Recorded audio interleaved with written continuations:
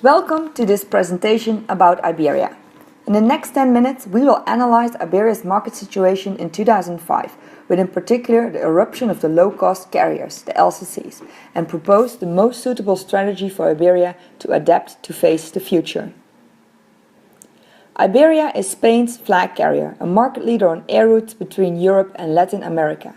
As most flag carriers, Iberia follows a network model with Madrid-Barajas Airport as the main hub. It is a member of the One World Alliance.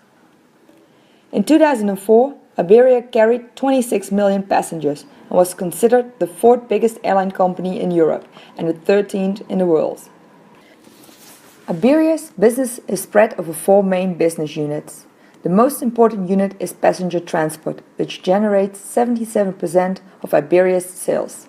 The remaining is spread over four other business units, which are maintenance, air cargo, airport passenger and aircraft handling services, and other services such as the global reservation system Amadeus.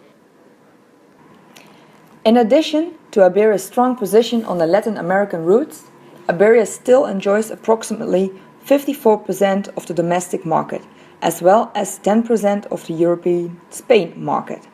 Furthermore, Iberia maintained a high-quality service which is reflected positively in business travel, as it still holds 70% and 44% market share of the domestic and of the European Spain business segment. Now, let us list briefly the main indicators for Iberia in 2004.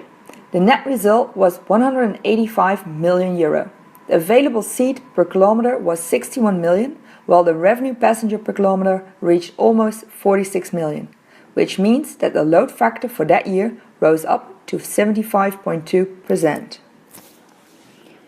These two graphs summarize the big challenge that Iberia is facing today. The first graph on the left shows that the average cost per available seat per kilometer has only improved marginally between 1998 and 2004, despite a continuous focus on cost reduction during this period. The second graph is even more worrying. It shows the enormous gap in average cost per available seat per kilometer between Iberia and British Airways as network carriers on one side, and Ryanair and EasyJet as leading LCCs on the other side. Iberia's new strategy should provide an answer to this challenge in particular. Now let's take a look at the external environment of Iberia, using Porter's 5 forces model. The bargaining power of suppliers is high. Boeing and Airbus are the two main airplane manufacturers with power to set prices and benefiting from high switching costs. On the human resource side, the unions, especially the pilots, have historical agreements and a strong strike power.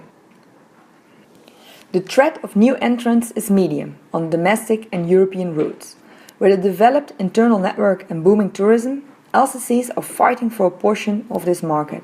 Despite some of them have not been successful, there is still room for a capacity expansion at Barcelona and Madrid airports. Buyers have a medium bargaining power. Online booking is booming and detriment of the traditional travel agencies, with a significant impact on price transparency, allowing easy airline price comparison. It benefits tourists who are typically very price sensitive. Only frequent flyer programs seem to keep loyalty among business travelers. The threat of substitute products is medium. The investment in the high-speed train AVA, especially the line Barcelona-Madrid, is forming a real threat, as it is a clear substitute. For long-haul flights, no real substitute exists. The rivalry force is high on domestic and European routes. LCCs have driven down the yield and cost per average seat per kilometer year over year. On the long-haul routes, the high entry barriers keep the rivalry low. Using the McKinsey GE portfolio positioning model, which is a two-dimensional matrix having industry attractiveness on one axis and business unit profitability on the other, we have mapped our three main flight market segments. Iberia is market leader in the Europe-Latin America flights.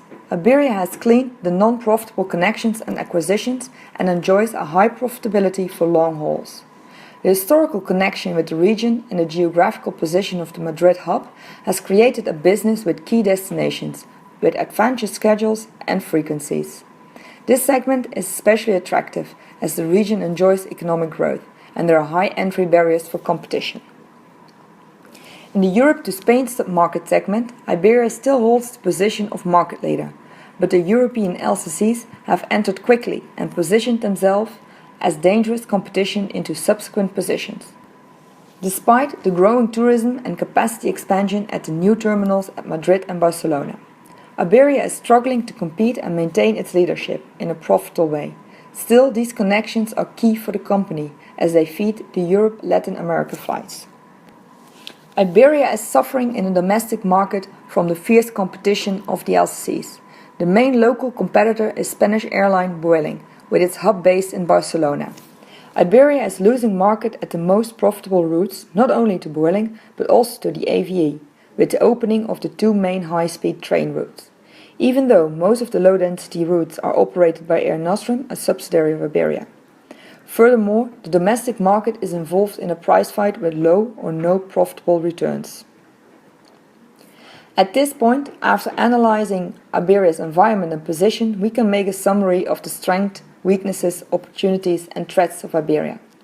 Iberia is especially strong at the European Latin American market and has a strong brand as a flag carrier. Their opportunity here is to invest further in this market and leverage on their operational efficiency gained through all the cost reduction programs. Iberia must use these strengths to find solutions for the external threats and to be able to compete with the LCCs and the AVA trains. Regarding Iberia weaknesses, at the moment they are not able to compete, especially in the domestic and European market segment, with the LCCs due to their high costs. However, Iberia is an established company with a lot of know-how and expertise. They should be able to take advantage of the opportunities arising from the growth of tourism and the Latin American market, as well as the capacity expansion of both Madrid and Barcelona airports. This is what we will propose in the next slides. Why should we adapt the company strategy? We want to offer high-quality service to all our customers while being profitable in every market segment. How will we do it? By being flexible and offering a wide range of flight options by using Iberia's expertise in all market segments. What needs to be done? Iberia needs to focus on the following strategic priorities. First, continue growing leadership in Latin American market and maintain the European connecting traffic to the Madrid hub. Second, remain competitive through continuous cost reduction and leveraging on the Air Nostrum partnership for all low-density routes. Third, neutralize competition in the local market from high-speed trains and LCCs, and a special focus on Vueling. From the three strategic priorities, neutralizing the domestic competition, as well as reducing the threat from other LCCs, are key for the survival of the company in the regional segment. Iberia's traditional structure is not suited to compete in price against the other companies like Vueling, who are based on a low-cost structure and products. For this, Iberia should create a low-cost subsidiary. The company should leverage on its long experience, know-how, presence in all Spanish airports and financial and logistical capabilities in order to quickly force its own LCC as a serious market player. Iberia must avoid that its own LCC cannibalize its market by letting it operate exclusively from a Barcelona airport, while the mother company operates mainly in Madrid airport. The only route that the two companies would share is Madrid-Barcelona to respect both loyal Iberia customers as well as the price-sensitive customers. Finally, and from a financial risk standpoint, this LCC should not initially be fully owned, but it should be in alliance with strategic partners such as hotel chains and travel agencies. The new company should have a low-cost structure where the Iberia worker unions have no power. It should keep its flexibility to open and close routes without affecting the brand of flag carrier. And very importantly, the management should be completely independent. We have reviewed in this presentation the situation of Iberia and the airline market back in 2005. Iberia has to adapt its strategy to the disruption brought by the success of the LCCs.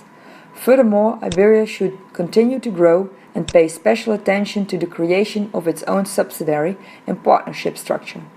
This should be the priority to survive and to create a sustainable competitive advantage again. Thank you very much for your time and we hope you enjoyed it.